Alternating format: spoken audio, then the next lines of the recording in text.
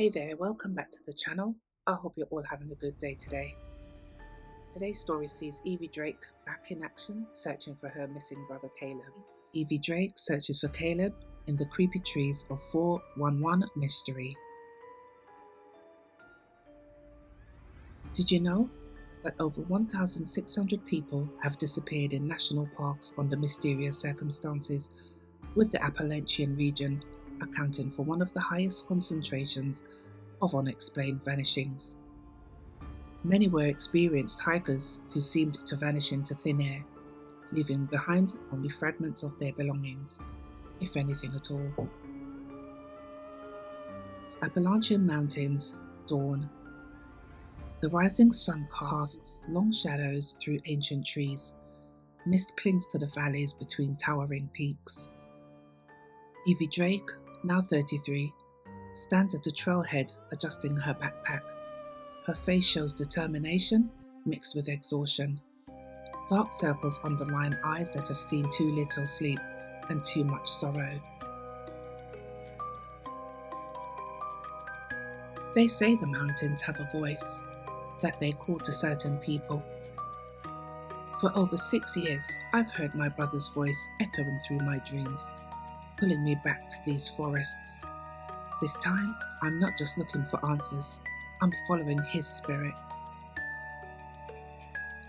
She pulls out a worn photograph of herself and Caleb, her brother, forever frozen at 25. His easy smile and kind eyes untouched by time. 6 years since Caleb disappeared without a trace in these woods. 6 years of nightmares. 6 years of his voice calling to me from somewhere beyond the veil. She traces his face with her finger. Today, I follow where he leads me, even if it's somewhere I can't return from. Her phone buzzes, she checks it. Aunt Marie flashes on the screen. Evie answering. I was just about to head in. Don't you set one foot on that trail, child, Aunt Marie said in an urgent voice. Not before you come see me. Aunt Marie, I've been planning this for... The spirits are restless, Aunt Marie interrupted. They're speaking to me about you, about Caleb. Come to me first, Evie, please. Evie stares at the trail ahead, torn. I'll be there in 3 hours, she sighs. New Orleans, afternoon. A weathered shotgun house at the edge of the French Quarter. Wind chimes made of bones and coloured glass sway on the porch. Evie approaches, hesitating at the bottom step. The door swings open before she can knock. Aunt Marie Laveau, early 70s but looks 40, stands in the doorway, regal despite her age. Her eyes, sharp and knowing, seem to look through Evie rather than at her. You almost didn't come. I almost didn't, Evie said. Aunt Marie gesturing inside. The spirits don't appreciate impatience, child. The interior is dim, lit by candles. Shelves filled with jars of herbs, bones and strange liquids line the walls. An altar sits in one corner, adorned with photographs, including one of Evie's mother. Evie touching the photo. Mum would have been 55 this year. Your mum has been gone 8 years now, but she still walks with me. She's worried about you. Evie, in a bitter tone. Everyone's always worried about me. No one ever worries about Caleb. Because you're here and he's, Aunt Marie said, trailed off. Lost? Not dead, lost, Evie said, interrupting. Aunt Marie leads Evie to a small table with a cloth map spread across it. The Appalachian Mountains rendered in faded ink and strange symbols. What makes you so sure he's still alive? Aunt Marie asked. The dreams, Evie said. They're getting stronger, more specific. He's calling to me, Aunt Marie. Dreams can deceive. When I last read the bones for you, they spoke of danger, not reunion. 3 years ago, I found his backpack and pieces of his jacket in a cave up in the Black Forest. Something attacked him. There were claw marks, blood, but no body. Never a body. Some things consume everything, child, even bones, Aunt Marie said. Evie pulls out a small notebook from her pocket, flipping through pages of detailed notes. I've been researching the missing 411 cases. Hundreds of people disappear in national parks every year. Some of them are found, alive, miles away from where they should be, with no memory of what happened. Evie, Aunt Marie said softly, your mother died of heartbreak looking for answers that never came. I won't lose you the same way. I'm not my mom. I'm stronger. Strength won't save you from what waits in those mountains. Aunt Marie moves to a cabinet and retrieves a small leather pouch. The Eastern Band, the Cherokee, they know these mountains better than any white man ever will. I've tried contacting them, Evie said. No one will speak to me. Because you ask with your mouth, Aunt Marie said, not with your spirit. She hands Evie the pouch. If you're determined to go, and I know you are, take this. It will open doors where words cannot. Evie opens the pouch to find a strange amalgamation, a small carved wooden figure, herbs, and a stone with intricate carvings. Show this to the elders. Tell them Marie Laveau sends you seeking the lost one. Will they help me? Evie asked. The real question is, Aunt Marie said ominously, if you find him, will you recognize what's left? On the Appalachian Trail the next day, Evie hikes along a ridge, the vast expanse of mountains stretching in every direction. She consults a map marking her path. Caleb disappeared near Cross Mountain Junction. The rangers found his campsite undisturbed, like he'd just walked away. 200 people searched for 6 weeks and found nothing until I went back 3 years ago. She comes to a fork in the trail. The right path is well marked. The left is overgrown, barely visible. She hesitates, then closes her eyes. Show me, Caleb, Evie whispers. Show me where. A cold wind whispers through the trees. The leaves seem to rustle in a pattern, almost like words. Evie's eyes snap open, and she takes the left path.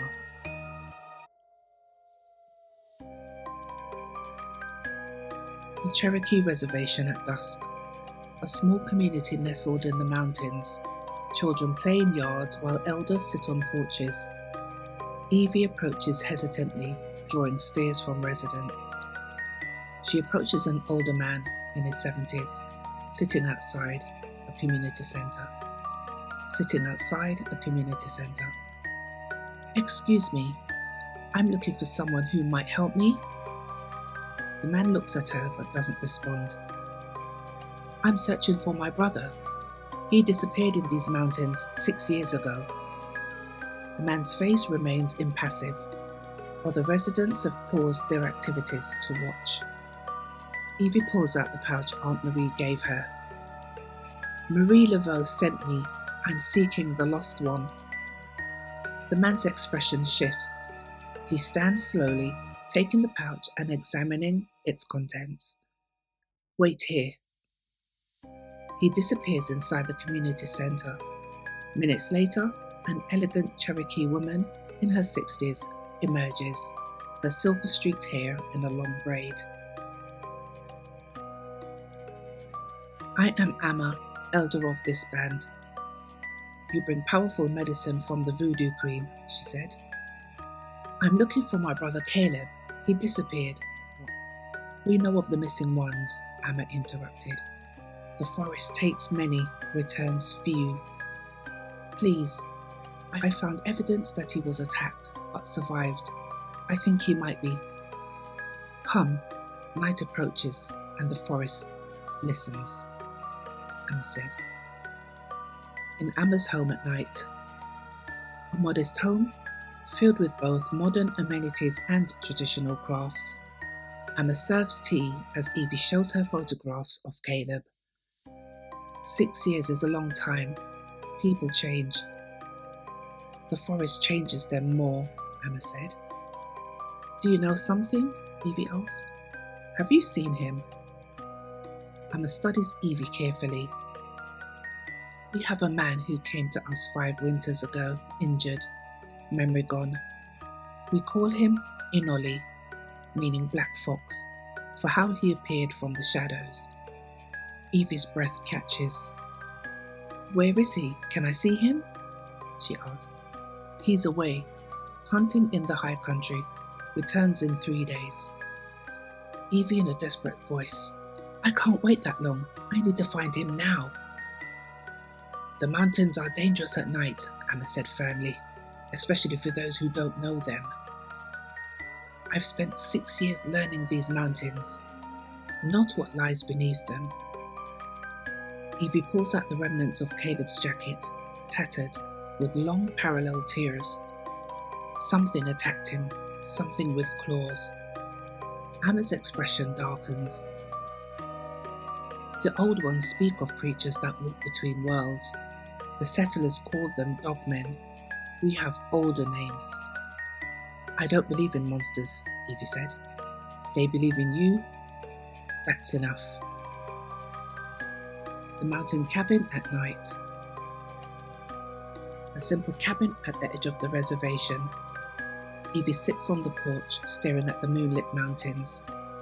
Ama has given her a place to stay until Inoli returns. She clutches Caleb's photo, unable to sleep. The dreams always start the same way. Caleb standing among the trees, calling my name. But when I get close, he changes, becomes something, not human. Something hunted. A twig snaps in the forest edge. Evie stands quickly, scanning the darkness. Hello? She called out. Another snap, closer this time. Then silence. The wind picks up, carrying whispers that sound almost like words. Evie retreats inside, locking the door. Evie paces, agitated. She pulls out her phone, no signal. She glances at her backpack, at the small revolver partially visible inside. A scratching sound at the window. Evie freezes. The scratching moves to the door, slow and deliberate. I'm armed, Evie yelled. The scratching stops, then softly, barely audible. Evie. The voice is distorted, but with an unmistakable familiarity. Evie's heart pounds. Caleb? Silence, then footsteps retreating. Evie rushes to the door, flinging it open. The porch is empty, but at the forest edge, a figure stands, too distant to make out clearly, but watching her. Caleb, wait! She called out. The figure turns and disappears into the trees.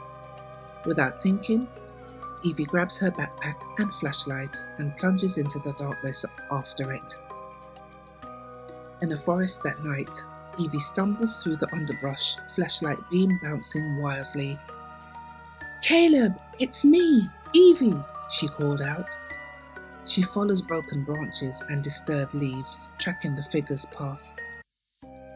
The forest grows denser, and the trail harder to follow.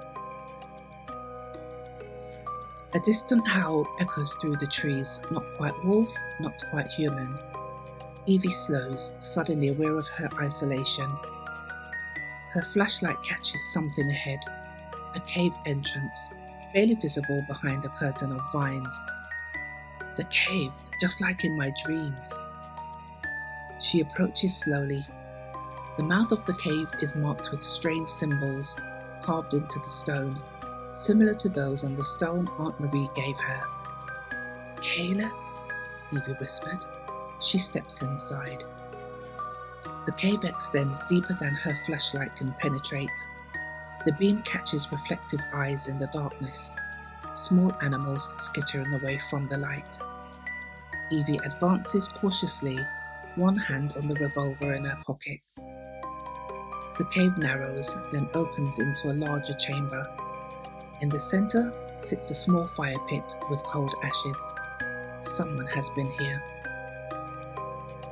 Around the edges, rudimentary supplies, a makeshift bed, primitive tools, and animal skins. "Someone lives here," Evie said softly. She examines the space, finding more carvings on the walls, symbols, crude drawings of animals, and one that makes her blood freeze. A tall, wolf-like creature standing on two legs. Behind her, gravel crunches. "You shouldn't be here." Evie spins, drawing her revolver. A man stands in the shadows. Inoli, now 31, though his weathered face and wild appearance made him look older. His hair is long, his clothes a mixture of modern and handmade. A deep scar runs from his temple to his jaw. Despite the changes, despite the years, Evie knows him instantly. "Caleb," she said breathlessly. Inoli's expression remains confused and guarded. "That is not my name. I am Inoli." "No, you're Caleb Drake, my brother." She slowly lowers the gun, reaching into her pocket for the photograph. She holds it out to him. Inoli studying it. "The man in this picture is you," Evie said. "6 years ago, before you disappeared." Inoli touches his scar unconsciously. "I remember nothing before the attack. The elders found me and healed me." Evie stepping closer. "What attacked you?" Inoli's eyes darken with remembered fear. "Something from the old stories. A creature that walks as both man and beast." "A dogman," Evie said. Inoli nodding. "It hunted me for days. I still hear it sometimes, calling in the night." "That's why you live here, in this cave?" Evie asked. Inoli, "No, I don't live here," he said grimly. "I hunt here." Evie follows his gaze to the far wall, where weapons hang. A rifle, a bow, knives. "You're hunting the thing that attacked you." "It's hunting others," Inoli said. "It took another hiker last month. The authorities blame bears, mountain lions, but I know what I saw." Evie reaches out tentatively, touching his arm. "Caleb, my mother died looking for you. Heartbreak, they said. I've spent 6 years trying to find you." A flicker of something, recognition, pain, crosses his face. "I dream sometimes," Inoli said, "of a woman calling my name.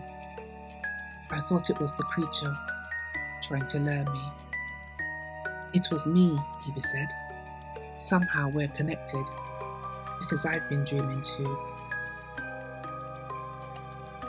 A distant howl echoes through the cave, closer than before.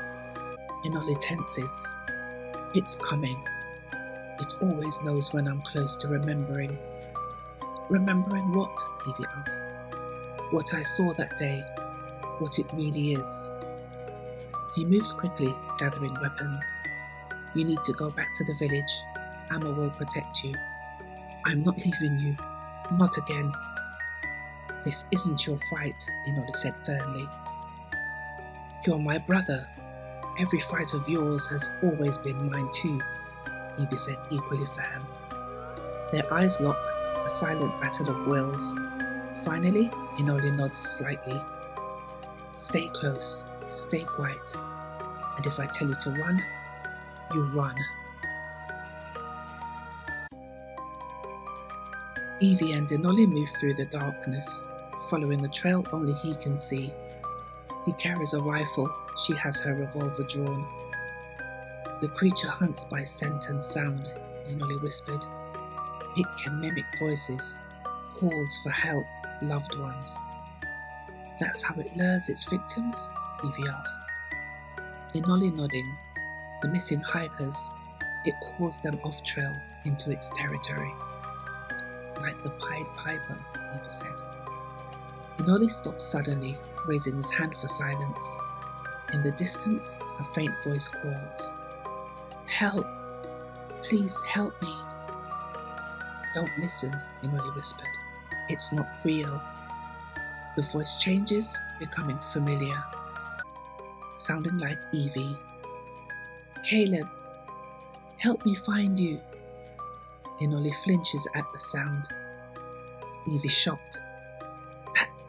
That's my voice, from my dreams. It's been using you to call to me, Inoli said, and me call to you. A twig snaps nearby and they freeze. Through the trees, a shape moves, too tall to be a bear, too fluid for a human. It pauses and lifts its head as if scenting the air. Don't move, Inoli said. The creature turns, moonlight catches its silhouette, a terrifying hybrid of wolf and human, standing over 7 feet tall on powerful hind legs. Oh my God, Evie whispers. The creature's head snaps toward them, eyes reflecting yellow in the darkness. Run, Inoli said. They sprint through the forest as the creature howls and gives chase. Its movements are unnaturally fast, crashing through underbrush like it's not there. Evie stumbles over a root, falling hard. The creature closes in. Inoli spins, firing his rifle. The shot hits the creature's shoulder. It shrieks, a sound like metal tearing but doesn't slow. Inoli hauls Evie to her feet. The cave, it won't follow into the deep chambers. They change direction, racing toward the cave entrance. The creature bounds after them, gaining with each stride. They burst into the cave, not stopping at the main chamber but pushing deeper. The passageway narrows, forcing them to crawl. Behind them, the creature howls in fury, its massive form unable to fit through the narrow opening. Evie panting, will it leave? No, it will wait, Inoli said. They continue deeper into a section of cave Evie hasn't seen before. The passage widens into another chamber, smaller, with a pool of water at its center. We're safe here, for now, Inoli said. He lights a small torch from supplies stashed in the chamber, illuminating ancient paintings on the walls, depicting the creature and human figures in various scenes. What is this place? The elders call it the Memory Cave, Inoli said. The old ones came here to record the truth about the creatures. Evie examines the paintings. One shows the creature taking human form. It can look human? Inoli nodding. That's how it walks among us, how it chooses who to hunt. How do you know all this? Evie asked. Inoli touching his scar. When it attacked me, something happened. A connection was made. I see flashes of its memories, its knowledge. The elders say it's why it hunts me still, to reclaim what I took from it. What did you take? Inoli hesitating. I know its weakness. At Aunt Marie's house that night, she sits before her altar, eyes closed in a trance and candles flickering around her. Murmuring. The threads are coming together, the hunter and the hunted, the lost and the seeker. She throws bones onto a cloth map of the mountains. They land in a pattern that makes her eyes widen. No, child, Aunt Marie said with an urgent tone. You've crossed the boundary. She rises quickly, grabbing items from her shelves. Back at the cave chamber, Inoli and Evie sit by the small fire, planning. The Cherokee elders have been tracking these creatures for centuries. They're not animals, they're something older, something that was here before humans. How do we kill it? Evie asked. Not with bullets or blades. Its heart must be pierced with silver that's been blessed by both the old ways and the new. He pulls out a knife with a silver blade etched with symbols. The elders made this for me, Inoli said. The silver is mixed with my blood, the blood it spilled. Is that the weakness you took from it, knowing how to kill it? Inoli shaking his head. No, I took something more valuable. He hesitates, then, I know its true name. Its name? Evie asked. In the old beliefs, knowing a spirit's true name gives you power over it. When it attacked me, our minds connected. I glimpsed its essence, its name. What is it? Evie asked. Before he can answer, a distant howl echoes through the cave, but different now, filled with rage. It's found another way in, Inoli said, alarmed. They quickly extinguish the fire and gather their weapons. There's a back way out, through the underwater passage. Underwater? It's our only chance now, Inoli said grimly. They move to the pool's edge. Inoli pulls out a waterproof bag, securing the silver knife inside. Take a deep breath. It's only 20 seconds. Evie looks terrified, but nods. I'll go first, Inoli said. Follow the rope. He dives in. Evie hesitates, then follows. Inoli and Evie swim through the narrow, dark passage, following a rope anchored to the rock. The passage seems to go on forever. Evie's lungs are burning. Just as panic sets in, they surface into another small chamber, this one with an opening to the outside, moonlight streaming in. As they climb out of the water, a growl echoes from the passage they just left. Inoli urgently, it's coming through the water. He pulls out the silver knife. We end this here. Tell me the name, in case something happens to you, Evie pleaded. Inoli looks at her solemnly, then leans in to whisper in her ear. Sha'anatua, the shadow that hunts between worlds. The water erupts as a massive form bursts through. The creature, water streaming from its fur. In the moonlight, its features are terrifyingly clear. The wolf-like head, the two human eyes, and the massive clawed hands. Inoli charges, knife ready. The creature swipes, catching him across the chest and sending him flying. Evie fires her revolver, emptying it into the creature's chest. It falters momentarily, then advances on her. Sha'anatua! Evie yelled desperately. The creature freezes, its eyes locking with hers. Evie continuing, I know what you are. I know your name. The creature's form begins to shimmer, its outline blurring. Slowly, it changes, the fur receding, the shape shifting until a man stands before her. Still unnaturally tall, still with those same eyes, but human in appearance. The creature's voice inhuman. Sister of the marked one, you have walked in dreams. What do you want with my brother? Evie asked. He carries a piece of me, the creature said. The piece that gives name. Behind the creature, Inoli rises silently, bloody but determined, the silver knife in hand. Evie keeping it distracted. Why do you hunt in these mountains? This is the thin place where worlds touch, the creature said. As it speaks, Inoli lunges, driving the silver blade into its back. The creature screams, a sound that seems to tear at reality itself. It whirls, its human facade falling away as it reverts to its true form.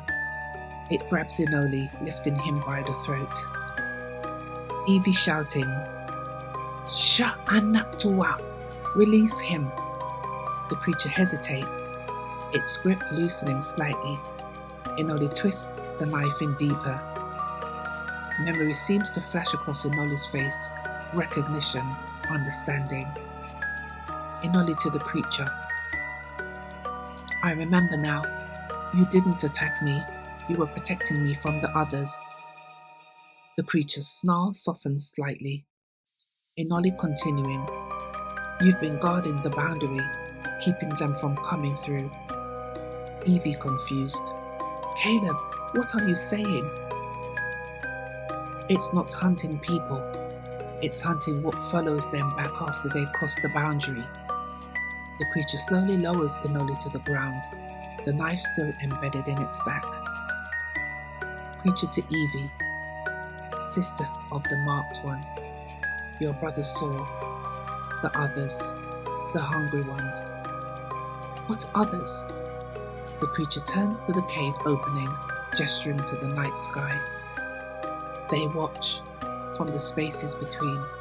The missing ones open doors with their fear, the creature said. Inoli to Evie. That's why the missing are never found. They aren't taken by these creatures. They're taken by what it hunts. The creature stumbles, weakening from the silver blade. Black ichor seeps from the wound. The name, return it, the creature said to Inoli. How? The creature places a cold hand on Inoli's scar. Remember, all of it. Inoli gasps as memories flood back. His height, the strange lights in the sky, the terror as something not of this world pursued him. The creature, finding him, marking him with its claw to hide him from the others. Inoli now understanding. You saved me. The others you hunt, Evie asked. What are they? Nameless, ancient, the creature said, now weakening. Hungry for what lives. It sways, the silver poison spreading through its system. I need to remove the blade. You're dying, Inoli said urgently. Must, the creature said. Too few guardians remain. Inoli carefully extracts the knife. The creature shudders in pain. I return your name. Sha-Anatuwa. I release it from my memory. He cuts his palm, letting blood drip onto the creature's wound. The black ichor turns clear, then stops flowing. The creature straightens, strength returning. The marked one remembers his true name now, the creature said. Caleb, Inoli said to Evie. I remember being Caleb. You're coming home? Evie said tearfully. Before he can answer, a strange light appears at the cave entrance, pulsing unnaturally. The creature growls, placing itself between them and the light. They come, the creature said urgently. The nameless ones. We need to go, Caleb said to Evie. Now. They flee through the trees, the creature, Sha-Anatuwa, lopping alongside them, guarding their flank. Behind them, the strange light spread through the forest, trees distorting where it touches them. What is that? Evie asked, panting. The thin place is tearing, Caleb said, the boundary weakening. They crest a ridge and see the lights of the Cherokee village below. The reservation is protected because it's sacred land, Caleb said. They race downhill, the light gaining behind them. At the edge of the tribal lands, Ama stands with several elders, burning herbs and chanting. Hurry, she called. As they cross the invisible boundary onto the reservation land, the strange light seems to halt, unable to follow. The creature, Sha-Anatuwa, stops at the boundary, turning to face the encroaching light. Come with us, Caleb said to the creature. Guardian must guard, the creature resigned. It turns, charging back into the light, howling defiance. The elders continue their chants as Evie and Caleb watch the distant battle, flashes of light, inhuman sounds, and the forest itself seeming to warp and bend. Finally, silence falls. The strange light recedes. It is done, Ama said softly. For now.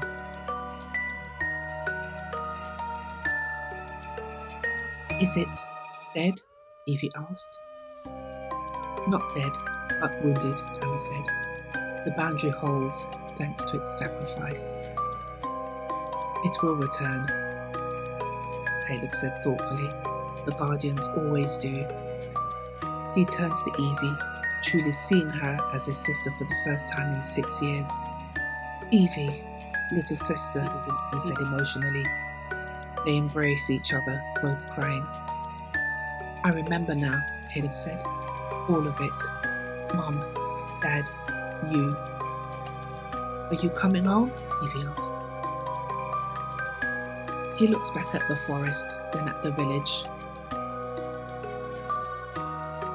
You know, I have 2 homes now, and responsibilities to both. The marked one walks between worlds now, Ama said, approaching, like the guardian. What does that mean? It means I can go home with you, but I'll need to return to help maintain the boundary, Emily said. And what about the missing? Evie said, hesitating. The others who were taken. Some may yet be found, if they remember their names, Ama said. We'll find them, Caleb said, taking Evie's hand. Together. They say the mountains have a voice, that they call to certain people. What I never understood was why some who hear the call never return.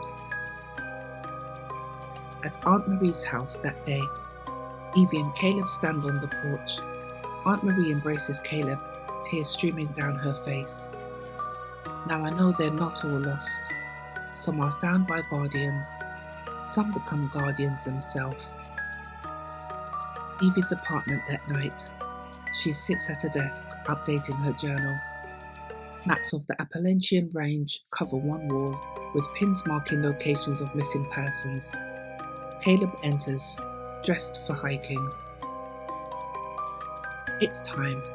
The boundary thins again with the full moon, he said. I'm coming with you, Evie said, standing. She picks up a backpack, ready. And some of us find our purpose in walking between worlds, searching for those who still call out in the darkness. The Appalachian Mountains at dawn.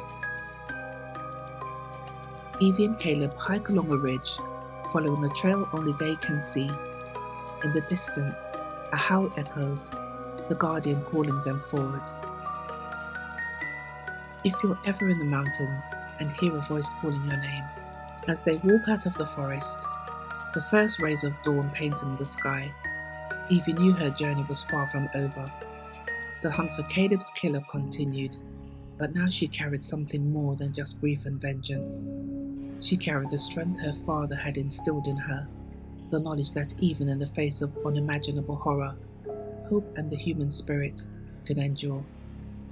The howling darkness still existed, but Evie Drake was ready to face it, one creature, one hunt at a time. The fight would continue, not just for Caleb, but for all of those who had been taken by the shadows, and for the world that needed a protector against the things that went on in the night. I hope you enjoyed this story. Thank you so much for listening. If you do have any comments, leave them down below, and until the next time, have a good evening. Wherever you are in the world, take care.